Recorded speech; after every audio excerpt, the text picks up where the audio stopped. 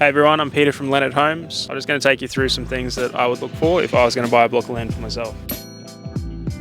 So first thing I would look at if I was going to buy a block of land is I'd look at the contours of the land and how it's falling across the block. So you might arrive to some block, it might look flat on realestate.com or something like that, but in person it might actually have some fall on it. So if you arrive at the block and it's got like a fall left to right or back to front, just try your best to gauge it. So you might get someone else to stand at the other side and see how tall it is and sort of gauge it yourself. The other thing, just at an initial stage, right? This one here, you can sort of plan it through and you'll see it's quite deceiving, right? So like it might actually be like 2 meters by the time it gets to the other side. Something to think about, it might cost you a little bit in excavation, digging into it, and then a lot of retaining this side and a lot of retaining that side. So something to factor in when you're going to buy a block of land.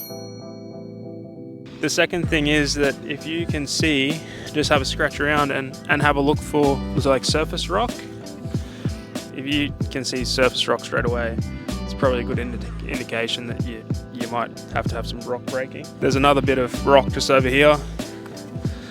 So you can see that's it's probably going to be a little bit more excavation, right? So straight away we can see that there's rock and there's a hilly block as well. So the other thing is where the power and internet is. So if you walk over here, so most new estates will have underground power. Just look for this green buoy. It actually says danger electricity on the top of it. Usually that's where the power comes from, right? So it would come from here to wherever you're building. Just keep in mind that, like with most builders, we only allow 10 linear meters to your house. So anything over that might cost some more money. Now, when you're looking for the NBN, it's in a pit. So that's just over here. So this pit is a good indicator of where the NBN or your internet comes from. Just take that into account when you're searching for stuff. It could be just buried, and most of the time that's where your closest NBN pit would be the thing servicing your block. This is usually overgrown by grass, but if you look for a water meter box, it's black, and you pop the top off. Sometimes it doesn't actually have a meter, so just look for the meter, which will be the white thing inside with all the numbers. If you've got the meter, it's all good. Just keep in mind that that's where your water's coming from, so you just have to take that into account when you're planning your house.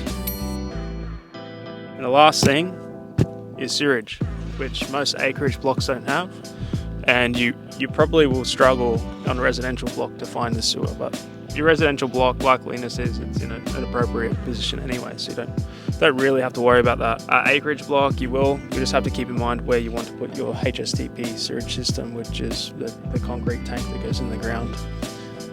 So that's pretty much it, right? 10 being the best and 1 being the worst. I'd probably rate it a 5. There's a few things to take into account here, which is obviously acreage. I love acreage and I love all the natural surroundings and stuff like that, but when it comes into play that you've got rock, you've got quite a big site cut, it's going to cost a little bit of money, right? Retaining, site cut, breaking through rock and things like that, it's best to talk to your builder. The good things about this block: power, water, electricity, all very close to the house, probably within the 10 meters. So yeah, it's just a little bit of give and take, right? You would probably pay extra for the site cut and the rock breaking just to be in this area. So